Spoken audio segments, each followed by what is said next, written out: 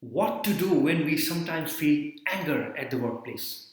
Well, it has happened to all of us. There is not one individual at the workplace who has not faced such a situation when he feels very angry and he wants to say something on the spur of the moment and then later on he regrets.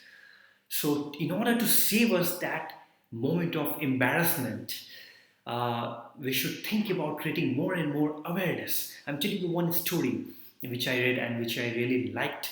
I thought to share this today. So, Gurdjieff was one of the greatest spiritual masters of 20th century, and for a change, he was not from India; he was from Germany.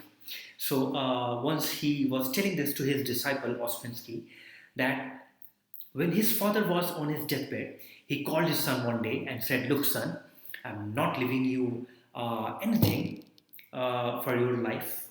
I'm not leaving you any money. I'm not leaving you with any house or any ornament. But before I leave this life, I will give you one lesson that could potentially change your life. And it's this: whenever you feel anger in you and whenever you feel impulsiveness arising in you and you want to react, do something out of that anger, I'm not stopping you. Go ahead and do the same thing, but just delay and defer your action for 24 hours. Gurdjieff has written that this lesson totally transformed his life forever. Whenever we delay and postpone anything that is negative that is coming to our mind, that feeling subsides. We can see it for ourselves in our own daily life. The feeling, that negative feeling, that anger, that intensity are temporal feelings. They come and they go. We have to be the witness of these feelings. But that doesn't mean that we go into inaction, because that objective will lose its very purpose. We have to do the action, but that should be action and not a reaction. We should do what we want ourselves to do, and somebody else should not have the key to our happiness in their pocket.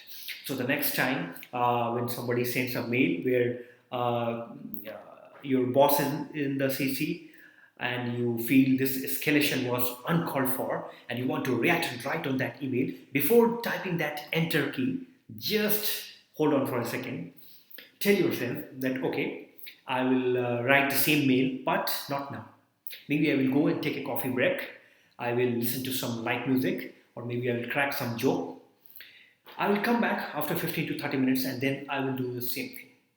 We will see that the amount of anger and hatred and intensity and that negative emotion will naturally and automatically get toned down. Our response will not be the same, which we were planning to write that moment when we were feeling angry.